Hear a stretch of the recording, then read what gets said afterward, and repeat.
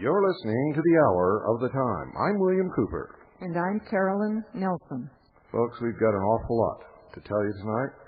So I hope that you have pen and paper by your side, because you know what we say when you call and said, hey, I didn't have a pen and paper by my side. We don't like that.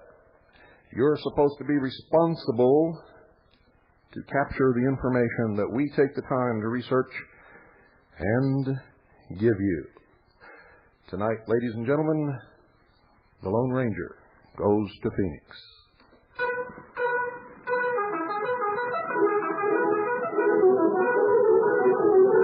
The Lone Ranger.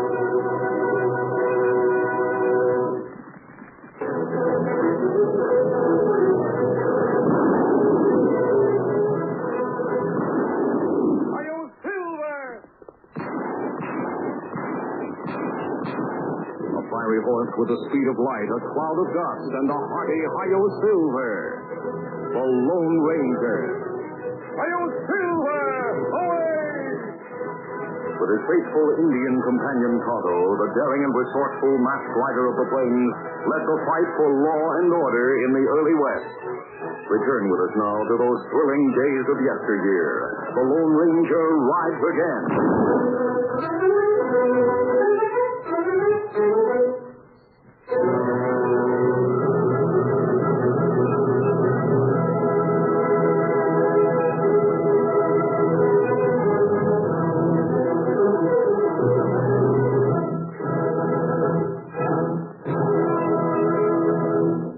Yes, folks, I, the Lone Ranger, went to Phoenix.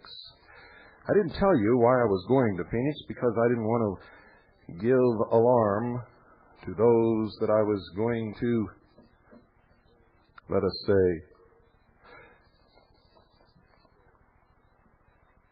upset. I guess that's the nicest word that I could give it. You see, we have a group of people up here who have put together a 2-meter radio net for patriots, and they wanted me to join it, and as usual, I objected strenuously to any license that I would have to get through the U.S. government. However, I know how to do it without giving away any of my rights. But I knew from the description of the people who give this test down in Phoenix that there was going to be trouble. And I communicated that to the people up here. I said, it's not going to be as easy as you guys think it is, because they've never had anybody like me come down to get a license from them. So nevertheless, I went to Phoenix. I took Annie and Pooh, who filled in for Tonto while he was on vacation.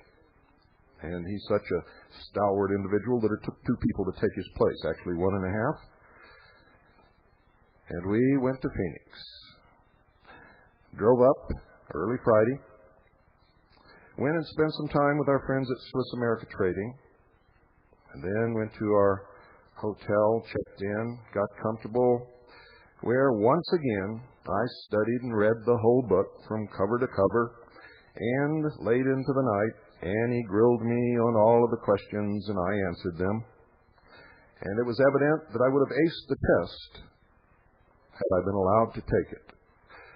I went into the Tempe Public Library, where the Arizona Repeater Association Incorporated was functioning as the volunteer examiners for the FCC's test. Now, the FCC, folks, doesn't have a big budget. And really, the law only gives them the authority to license radio operators. That's all. Radio operators and radio stations. That's the only authority they have. Anything that they do outside of that under the law is by color of law, and they have no authority whatsoever to engage in anything other than licensing radio stations and radio operators.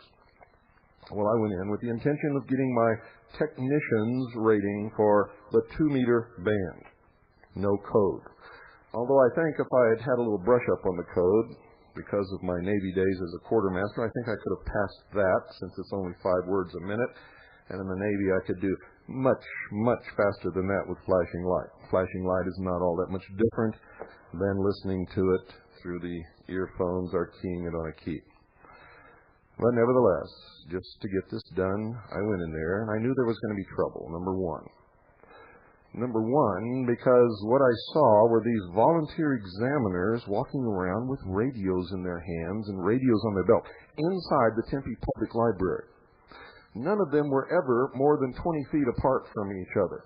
Therefore, they didn't need the radios, but these were gung-hoers. You see, it's the kind of kid that wears his Boy Scout uniform to school even though there's no meeting that night.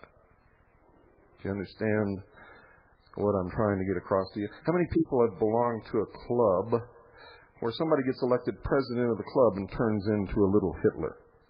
Well, that's what these people were, ladies and gentlemen. Little Gestapo stormtroopers with their radio on the belt and a badge, a name badge, but their name badge only had their first name on it, so you never knew who these people were, and they wouldn't tell me.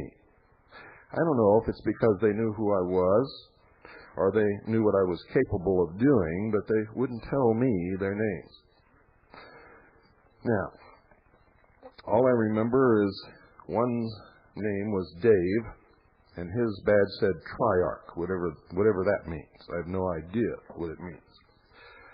And I went in there with a form taken out of the back of the book that I used to study. It was an OMB FCC form 610, which I filled out.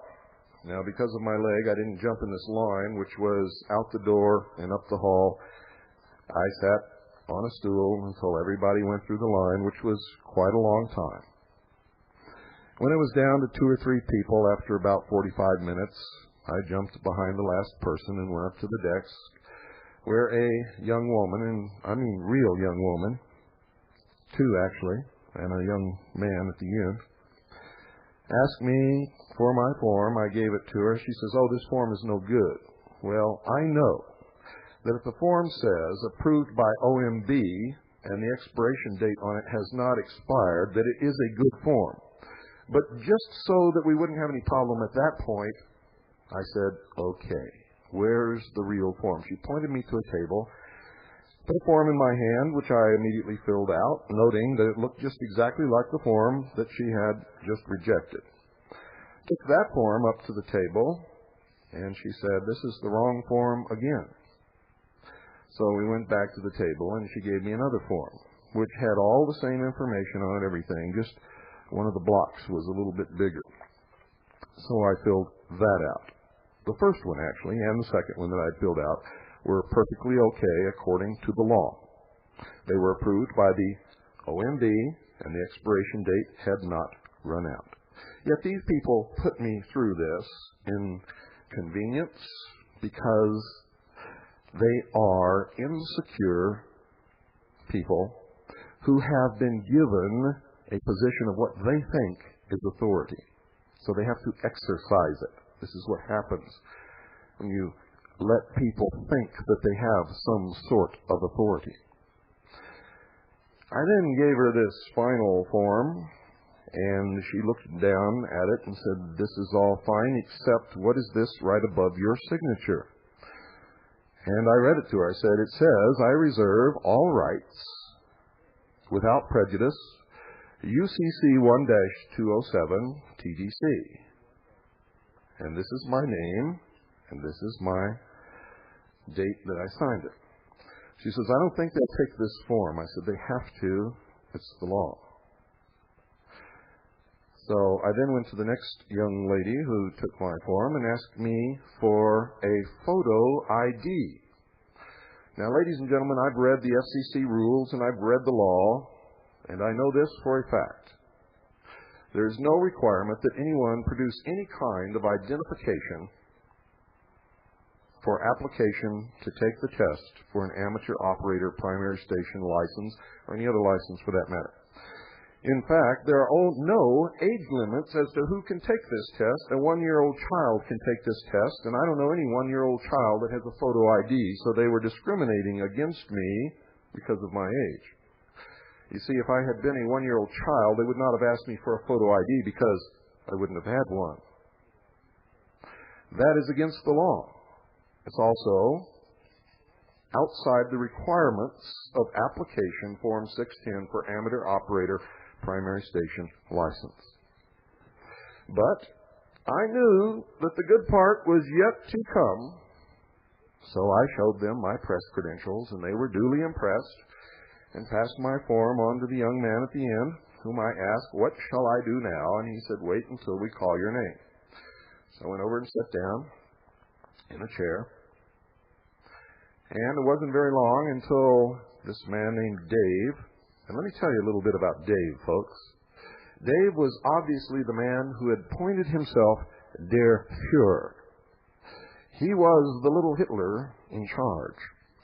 And he made sure that everyone knew it, for he would stand in front of the open doorway of the examination room with his arms crossed against his chest, holding a 2-meter band radio walkie-talkie in one hand, even though everybody that he ever had to talk to was only a few feet away, and he never had to use that radio. That was his badge of authority. So he stood there with crossed arms in front of this room, and when people talked, he would yell for them to whisper. Not ask them politely, but yell. Yell. "Hey! Stop talking! You have to whisper!" Der Führer had spoken. He came out waving my form, saying, "William Cooper?" I said, "Yes." He said, "We cannot accept your application to take the test, and we're not going to test you." I said, "Why not?" He said, "Because you wrote this above your name." I said, "Wrote what?" He said, "This right here." He said, "What does that mean?" I said, "It means I reserve my rights according to the law." And I cite the law, u.c.c. 1-207, and I'm taking this exam and obtaining a license under threat, duress, or coercion because you won't let me use the radio frequencies if I don't. And you'll give me a lot of trouble, and I could have stormtroopers breaking down my door, stealing my radio equipment because 2-meter broadcasts across state lines. You see, it's not like a low-power FM station. He says, "You cannot take the test. We refuse to test you." I said, "You can't. I have obeyed the law, and I have put this above my signature according to exactly what the law says. This is a commercial contract that I'm entering into. The United States government only has the authority to license, limit, or control dealings in interstate commerce. Interstate commerce. What I cited is the Universal Commercial Code, which controls interstate commerce, 1-207, which states explicitly that I must do this, or I can lose my rights under this contract. I asked him, I said, "Have you read this law?" This was his reply, ladies and gentlemen, quote, "I don't have to," unquote. I reminded him, very politely, I said, "Dave, you are a volunteer examiner. You're not a member of the United States government. You have no authority whatsoever. You are here to help us take this test. That's all. You must allow me to take the test, and you must accept this application form 610 for amateur operator primary station license and administer the test and grade it.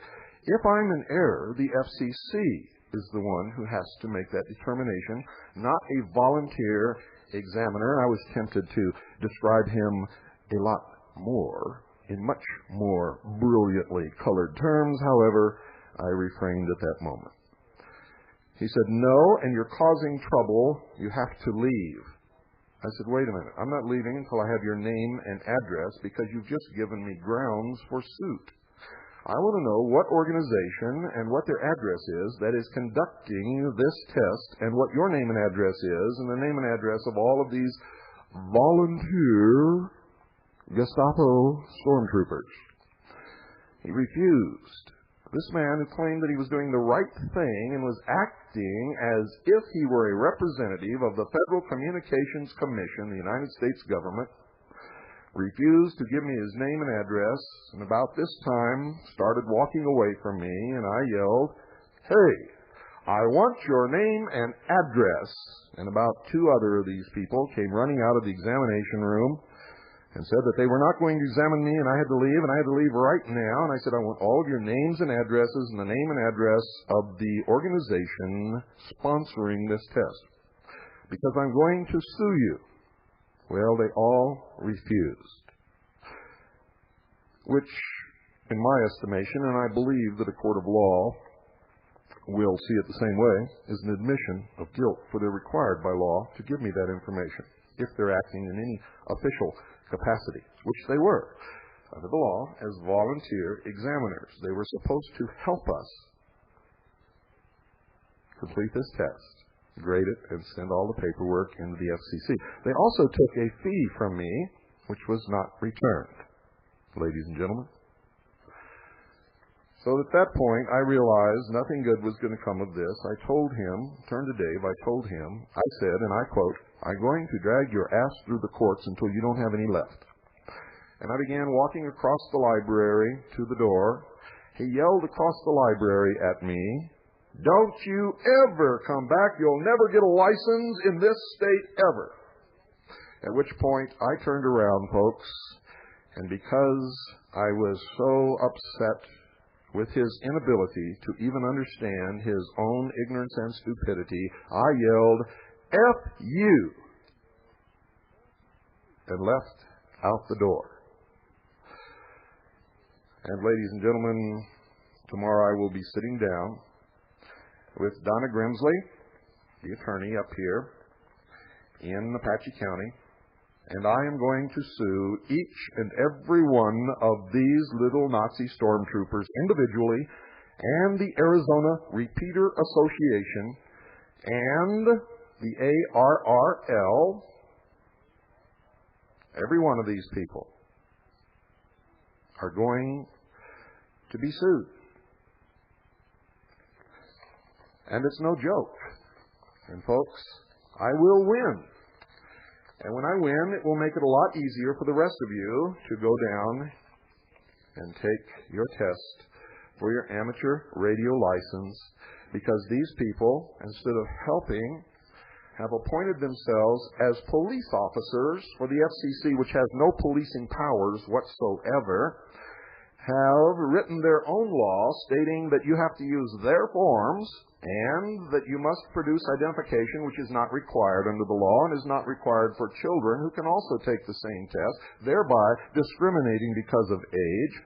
And they say that if you cite u.c.c. 1-207 and reserve your rights without prejudice, that you cannot take the test, therefore depriving me of my protection under the Constitution and under the law, and they are going to pay through the nose. And I know that a lot of you out there are amateur radio people who occasionally function as volunteer examiners. I'm going to give you this advice because after this broadcast, you're not going to run into so many sheeple, and more people are going to do what I did so that they don't give away your rights, or their rights, or my rights. And these poor, insignificant, insecure people who have to make themselves into some kind of stormtrooper law enforcement people for the FCC, who is really using them to do their job for them because they don't have the budget to do it. Instead of helping people to take this test, they're making it more difficult, inventing law which doesn't exist, operating under the color of law, denying people their rights and their protection under the law of those rights. I advise you to get your act together. All of you who just sign your name to those forms have entered into a contract with the United States government saying that they can come into your house or your home or wherever your amateur radio station is whenever they want to. And that they can do things that they're not allowed to do under the Constitution or under the law simply because you signed that form without reserving your rights without prejudice under u.c.c. 1-207. Well, you see, I will take that test. They will be nice to me. I will reserve my rights, and no one will be able to come into my home or my business without my permission or without a warrant under the law, unlike you stupid people who just go along and do what these little stormtroopers tell you to do. So, if you belong to the Arizona Repeaters Association, you better get yourself disassociated with them, or you might find yourselves paying part of what they're going to have to pay once I win my case in court. And I will have my day in court, and I will win. They haven't got a leg to stand on, because now I'm going to read you the law, ladies and gentlemen. And just to show you what wonderful publications we have offered for you, I'm going to read it word for word from Vultures in Eagle's Clothing, beginning on page 161. Entitled Chapter 27, The u.c.c. and the IRS. The u.c.c. is the Uniform Commercial Code. The Federal Tax Lien Act of 1966, P.O. 89719, Legislative History, page 3722, states, and I quote, "The entire taxing and monetary systems are hereby placed under the Uniform Commercial Code." Why? And this is an aside, folks, I'm not reading anymore. Because the Constitution states that the only authority the government has over the citizens of the several states is when they are engaged in interstate commerce. You didn't know that, did you? But of course, you haven't read your Constitution, have you? Now, the u.c.c. is the code that regulates negotiable instruments. It was previously called the law merchant, the law of redeemable instruments, and the negotiable instrument law, in other words, the law of contract. This is an absolutist code, and it was written by and for creditors. It has no regards for the rights of the presumed debtor, or truth, or justice. It governs the commercial activity of the citizens of the states who are engaged in interstate commerce. u.c.c. Section 1-103.6 is your recourse from the u.c.c. back into the common law. It states that the code u.c.c. must be in harmony with the common law as follows. Quote, "The code is complementary to the common law, which remains in force except where displaced by the code. A statute should be construed in harmony with the common law unless there is a clear legislative intent to abrogate the common law. The code cannot be read to preclude, prevent, or exclude a common law action." Unquote.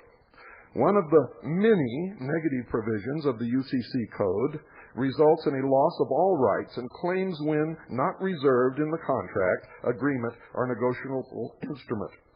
Excuse me. u.c.c. 1-207.9 states, quote, "When a waivable right or claim is involved, the failure to make a reservation thereof causes a loss of the right and bars its assertion at a later date," unquote. Did you hear that, folks? When a waivable right or claim is involved, the failure to make a reservation thereof causes a loss of the right and bars its assertion at a later date. So much for all of you who sign your name to documents without reserving your rights. And you want to know where they're going? You listen to this program long enough, you'll have no doubts.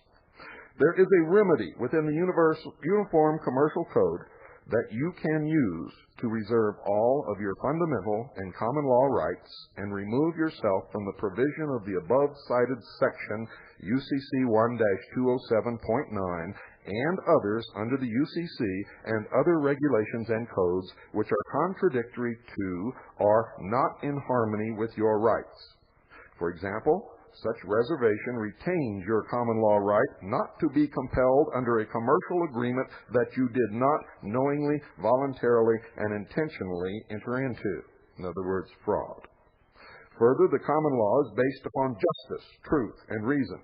Therefore, a reservation of your common law rights takes you out of the fantasy and injustice of the absurd presumptive law where red is green. Also, by reserving your common law rights, you can compel the prosecutor in any case against you to file a valid, verified complaint in which they would need to bring forth a party injured by your actions.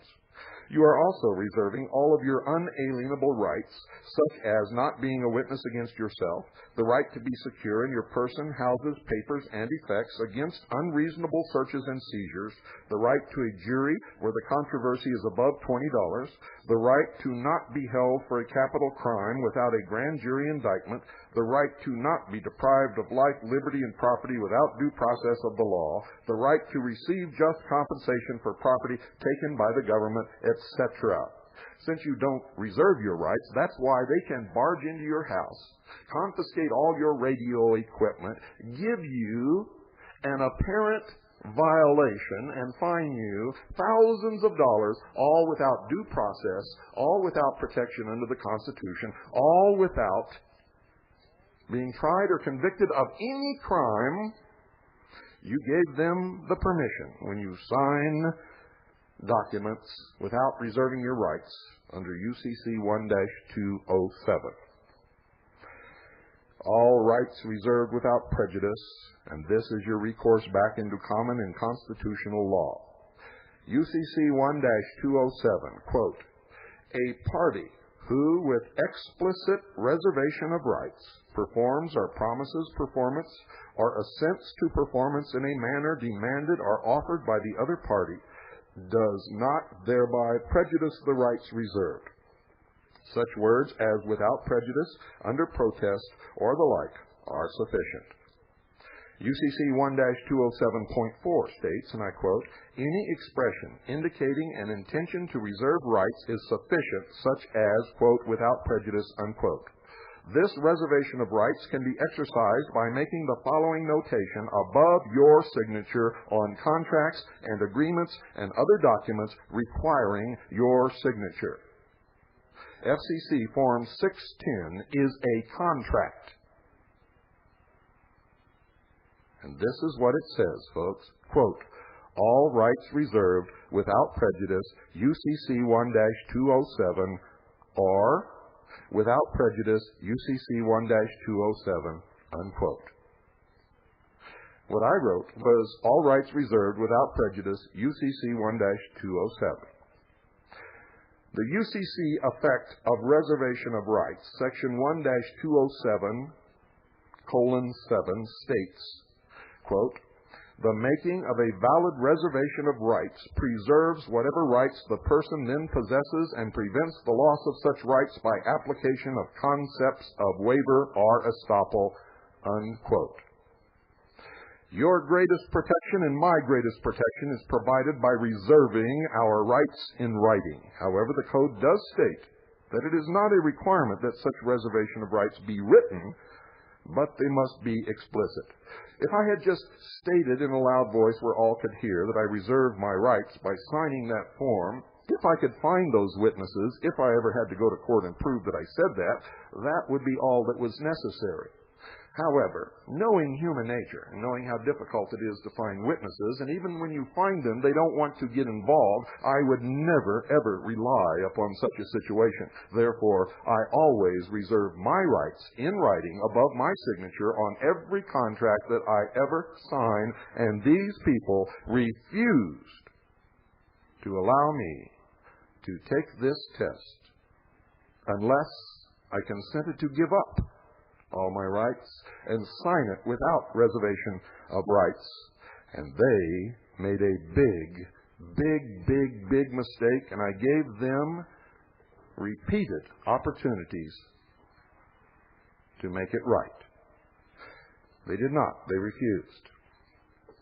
u.c.c. section 1-207:5 says, form of reservation, and it states, quote, the Code does not impose any requirement as to the form of the reservation other than it be explicit, unquote. Explicit means fully and clearly expressed or demonstrated, leaving nothing implied, which is exactly what I did. u.c.c. section 1-207:6, reservation by conduct states, quote, although u.c.c. section 1-207 authorizes the making of an express reservation, it is not to be deduced that there is no reservation of rights unless that section is followed. To the contrary, when the conduct of a party clearly shows that he has not waived any rights, the fact that there was no express reservation as authorized by u.c.c. Section 1-207 is not significant. The common citizen, or someone interested in the rights of American citizens, did not write the Uniform Commercial Code or its predecessors, the law merchant, or the negotiable instrument law. The history of this code shows that it was originally created by barbarians to codify and give the semblance of legality to robbery by the creditors. These documents were written by and for the benefit of creditors, without any separation of powers, protections, without due process for the debtor, and without respect.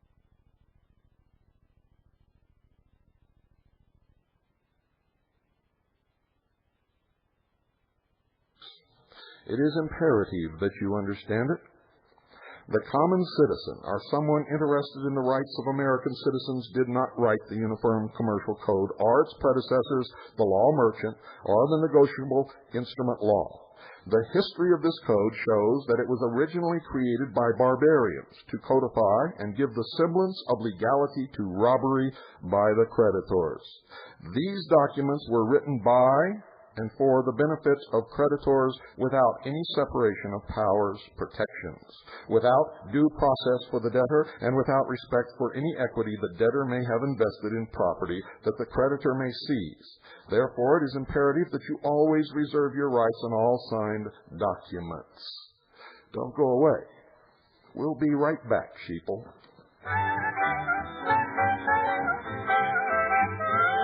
You always sing ragged music to the cattle as he swings, back and forward in the saddle on a horse that is syncopated, gated, and there's such a funny meter to the roar. Here's the beater, how they run. When they hear the fellas come, because the western folks all know he's a highfalutin, rootin', tootin' son of a gun from Arizona, ragtime cowboy Joe. Out in Arizona where the bad men are, the only thing to guide you is an evening star. Roughest, toughest man before is ragtime cowboy Joe. Got his name singing through the cows and sheep. Every night the sing the herd to sleep. In a bass so rich and deep, crooning soft and low. We always sing ragged music to the cattle as he swings, back and forward in the saddle on a horse that is syncopated, gated, and there's such a funny meter to the roar. There's a beaver, how they run. When they hear the fellas come, because the western folks all know he's a highfalutin, rootin', tootin' son of a gun from Arizona, ragtime cowboy Joe.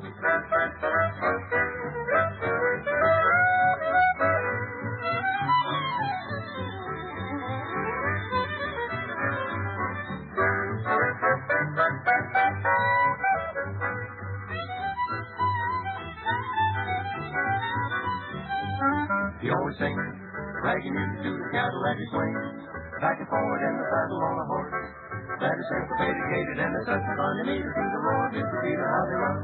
When they hear the fellas come, because the western folks all know he's a highfalutin, rootin', tootin' son of a gun from Arizona, ragtime cowboy Joe. Cowboy, cowboy, ragtime cowboy Joe. Well, folks, this program is brought to you by Swiss America Trading. They specialize in non-confiscatable, non-reportable hard assets that can be used to protect what you've worked for all your life. And folks, remember, throughout the history of the world, the only thing that has proven to hold its value, no matter what kind of economic situation arises, is precious metal in its various forms. Now, I'm not asking you to invest based upon some promise that you're going to make a whole lot of money. What I'm telling you is, as the dollar devaluates, as inflation runs rampant, which you all know is coming, all you got to do is listen to the Fed. They're telling you. Then they're hiking the interest rate to make sure that it comes true, and they're making more bookkeeping money that doesn't exist available for the sheeple to come and get at higher interest rates, and they're pumping up the printing presses ready to roll those phony counterfeit Federal Reserve notes out to make your dreams come true and put you in the poorhouse, because that seems to be what most of you really want anyway. But for those of you who want to take steps to protect what you have and keep it and not give it away, Precious Metals offers you that opportunity. Now, I spent part of the weekend with the people at Swiss America Trading and with Craig Smith We had some long, very productive conversation. And I got to meet some of the people that I've only talked with on the phone. And I'm going to tell you right now, you will not meet anywhere in any sales organization for any precious metal sales company a more devoted, honest group of Christian people at all. They really care about what they do. They care about being Christians who are honest and adhere to the tenets of their religion. They care about you and serving you so that you are happy with your transaction. And I've never been able to back anybody like I back Swiss America Trading with my personal reputation. And I tell you this, folks, if anybody there ever cheats you or hurts you in any way, you let me know, and I will make sure that it's made straight real quick, or I will drop them like a hot potato. You know it, and they know it. And I'm telling you right now, it just won't happen. They do everything in their power to make sure you understand all the terms of every transaction they make with you. And if you're unhappy, they bend over backwards to make sure that it's set right. And if they're at fault through some unimagined situation, you have my personal guarantee that it will be made right. Now, nobody can give you better than that, folks. Now, I don't care if you use Swiss America Trading or somebody else. Just telling you that for your own information. What I care about is that you take steps to protect your assets against what's coming for all of us in the near future. And it is coming. Quicker than you may realize. Especially with the sheeple helping them all they can, like you heard in the first part of this program. You see, those people down there thought that they were doing the right thing. They thought that taking authority into their own hands and making requirements that weren't requirements and refusing me the right to take the test. They thought that somehow they're helping the United States of America. They had no idea that they were helping to destroy the United States of America, destroy our protection of our rights under the Constitution. Just like the little boy who goes to school on the day that there is no Boy Scout meeting, wearing his Boy Scout uniform, doesn't realize that everybody else is laughing at him.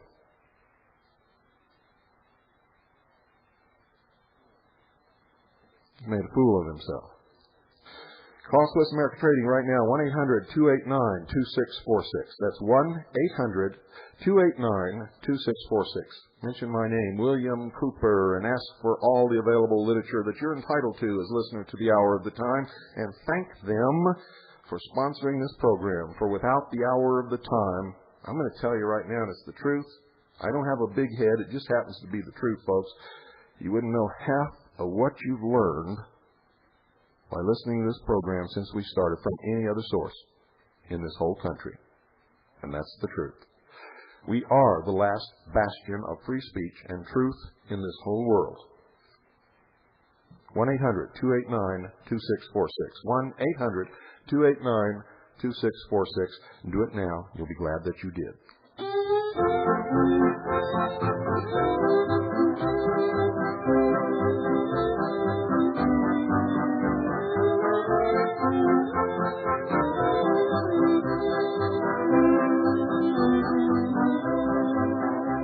I'm back in the saddle again, out where a friend is a friend, where the longhorn cattle feed on the lowly gypsum weed.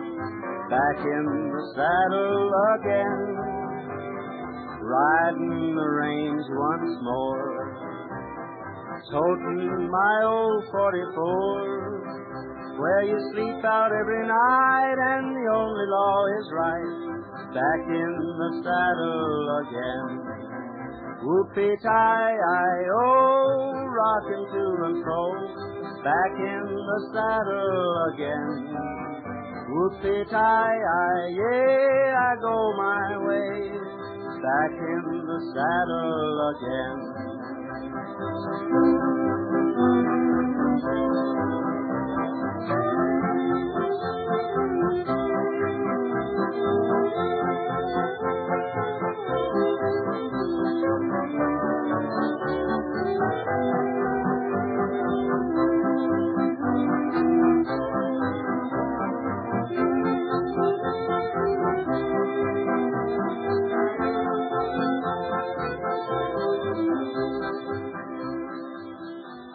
I'd like to take just this moment to thank George, who came down from New York and helped us build the fine bookcases that we are now getting ready to paint so that we can finally unpack the library and put it up on the shelves for anybody who wants to come and use it to use it.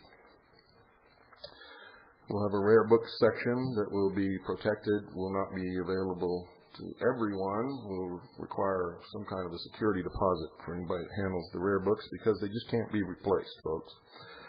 But they will be available for those who can put up the deposit, and once the book is examined and it's still in good shape and it's still there, then the deposit will be returned. We're also reopening CAGI membership. If you're interested, write us a letter, address it to CAGI membership, P.O. Box 1420, Sholo, spelled S-H-O-W-L-O-W, Arizona, 85901. That's CAGI membership, C-A-J-I. That's C-A-J-I. CAGI membership, P.O. Box 1420, Sholo, Arizona, 85901. And we'll send you a packet of information. Also, if you're interested in attending our convention, whether you're a CAGI member or not, the week of August 1st through the 5th, please send us a letter requesting information. CAGI membership, ladies and gentlemen, is going to be a little bit different than it was before. In fact, it's going to be a lot different than it was before, and we're going to require absolute participation by members. So if you're a non-participator, don't even apply, because non-participation will void your membership in any given month, and there will be no refund of any dues paid. Also, press credentials are not going to be handled like they were before, because we had a tremendous problem with press credentials not being returned when they expired, being misused, and all kinds of things. We're going to be publishing a newspaper. We're going to go into competition with the Spotlight, ladies and gentlemen. And you, as CAGI members, are going to be the bureau chiefs of your states and the reporters who will work under the bureau chiefs of your states, gathering intelligence and news stories and filing them for publication and for broadcast on the hour of the time. If you wish to be given credit or a byline for what you do, you will be given that credit. If not, no one will ever know that you ever lived on the face of this earth as far as we're concerned. It's all up to you. We're also going to have family membership in CAGI. In other words, it's going to be a stiff fee for one person. For the whole family, it's going to be much better. This is going to cut out all the flakes that we used to get previously. We're not going to have any more flakes. We're going to have requirements that you do research, that you cover events and stories, and that you file reports. And in any 1 month that you fail to do so, your membership will be voided. Your press credentials will be recalled. And to make sure that we get our press credentials back, folks, the fee for press credentials will be $100, and you must apply on top of that a $50 deposit, which is a part of that $100. In other words, it's $50 for the press credentials. Another $50 will be placed on deposit.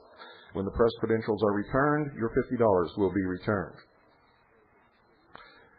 We're not going to play with the children anymore, folks, just the serious good people. And we've had many, many serious good CAGI members, but we've also had an equal number of flakes, fly-by-nights, Looney Tunes, and will-o'-the-wisps, and non-contributors, non-performers, non-anything.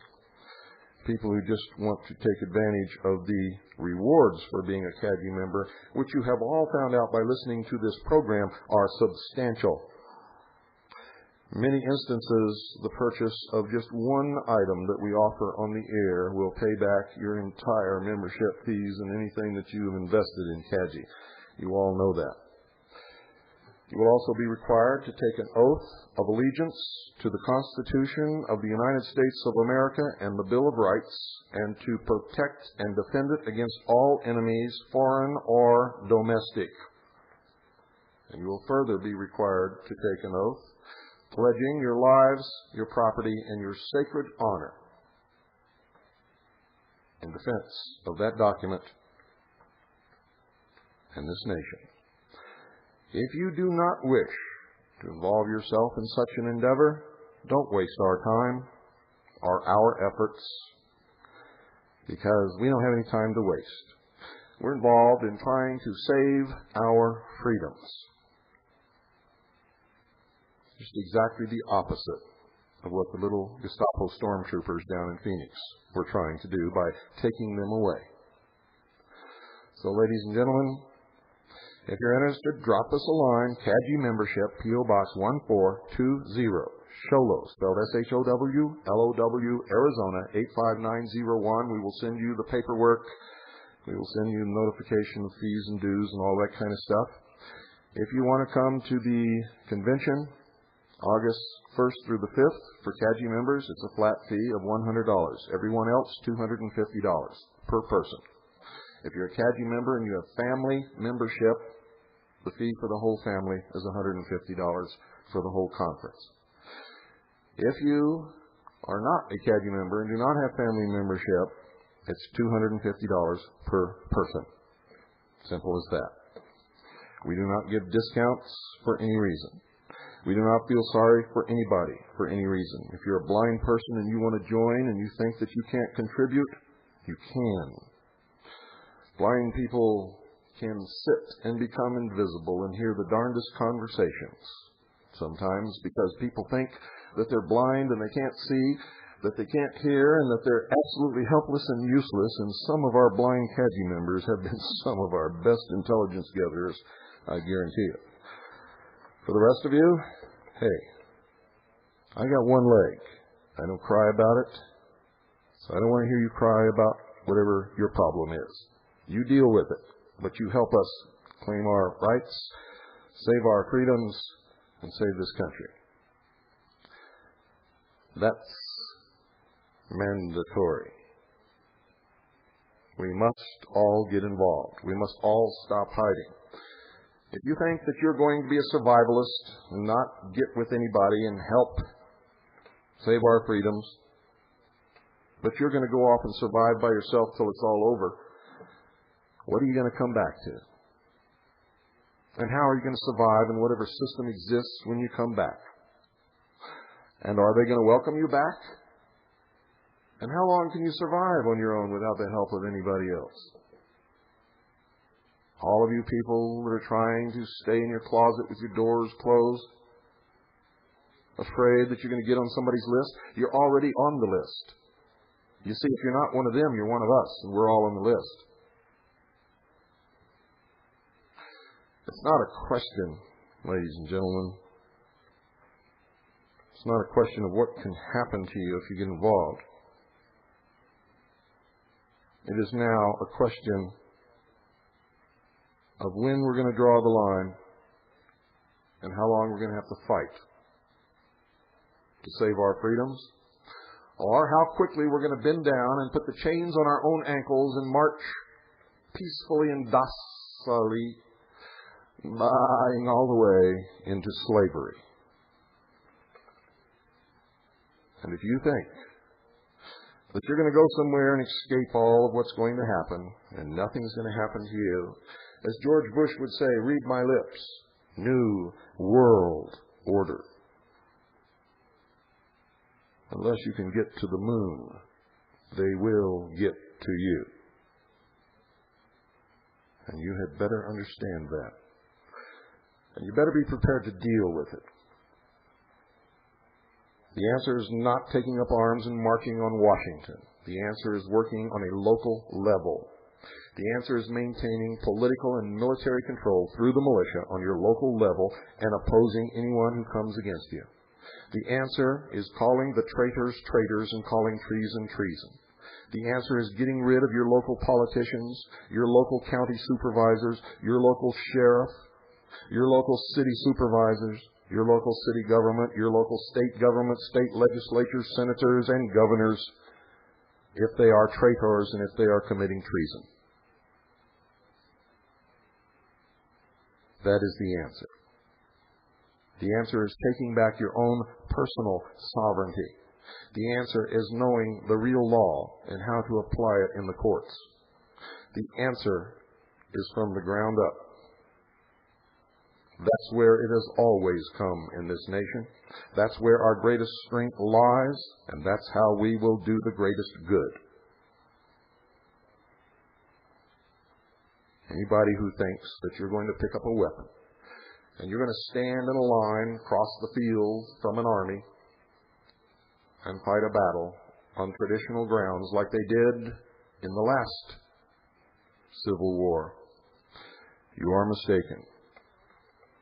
Our fight must be to the very, very last moment, locally and legally. And when it is apparent that we have lost that battle, our fight will be locally again, maintaining political and military control through the militia of our local areas. And if we must engage the enemy, it must be with guerrilla action. And you must never engage the enemy unless you are absolutely certain that you will win. The law is with us. And many people call and say, I'm inciting insurrection. That is not true, ladies and gentlemen. I am inciting a free people to reinstate the Constitution and Bill of Rights to its lawful and legal place as the supreme law of the land. The law is on our side. Treason is being worked against us by traitors within this country, not without. It is our apathy, our ignorance, and our stupidity that has allowed this nation to be destroyed. We are the only ones who can save it. There are no princes in shining armor on white horses that will sweep you off your feet and take you to an ivory tower.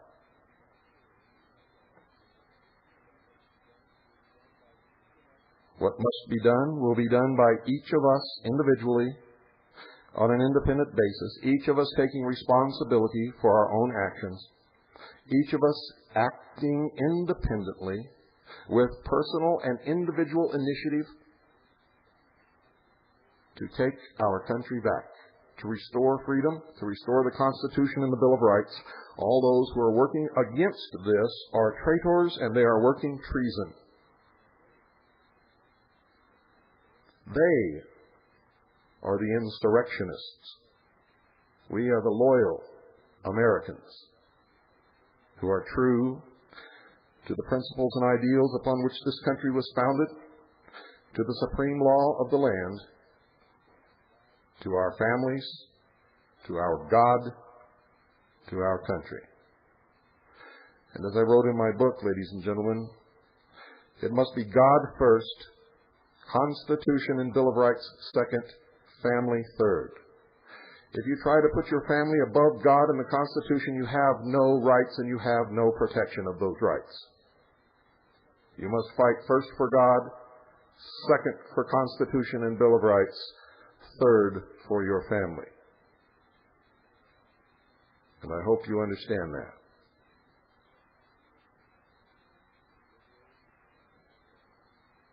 It is imperative that we all understand who we are and what we are, and who and what we are within the law, the real law.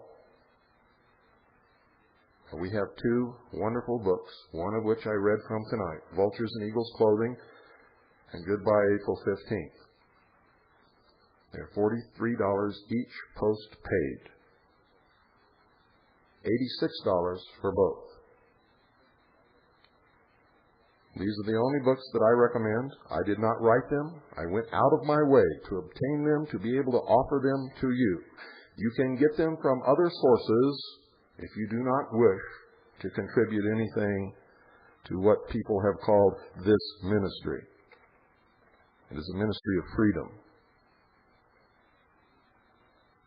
if you want to start now, reclaiming your own personal sovereignty and working on your local level, send for those 2 books. Do it now, ladies and gentlemen. Don't wait until it's too late. You see, there's been a very careful plan to keep you from knowing or ever learning the truth. No one is going to do it for you. No one's going to come along and magically wave a wand and you're going to all of a sudden understand what's going on. You have to do it. If you don't want to or you are incapable, then you are already a slave. Good night, and God bless you all.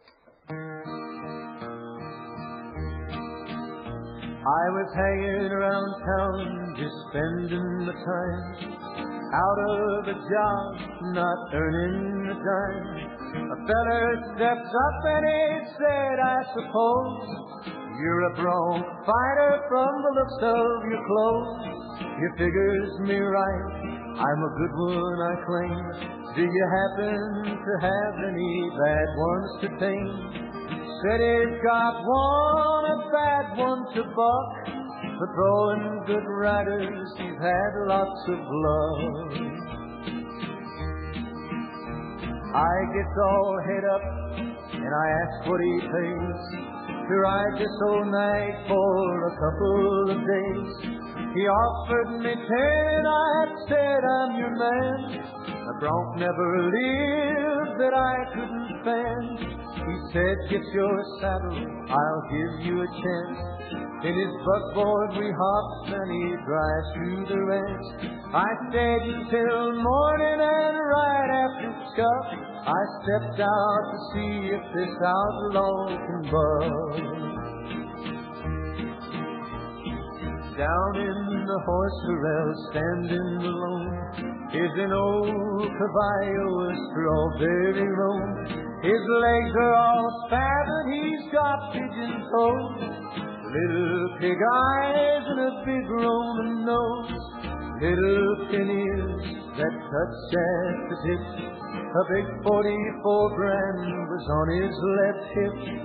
Eunuch with a long lower jaw, I could see with one eye he's a regular outlaw. I get the blinds on him and it sure is a fright. Next comes the saddle and I screws it down tight. Then I steps on him and I raises the blind. Get out the way, boys, he's gonna unwind. He sure is a frog walker, he heaves a big sigh. He only likes wings for to be on the fly. He turns his old belly right up to the sun. He sure is a sunfish and son of a gun. He's about the worst bucker I've seen on the range. You turn on a nickel and gives you some change. He hits on all fours and goes up on high. Leaves me a spinning up there in the sky. I turns over twice and I comes back to earth. I lights into cussing the day of his birth. I know there are ponies that I cannot ride. There's some of them left, they haven't all died. I'll bet all my money the man he lied that'll stay with old Salisbury when he makes his high dive.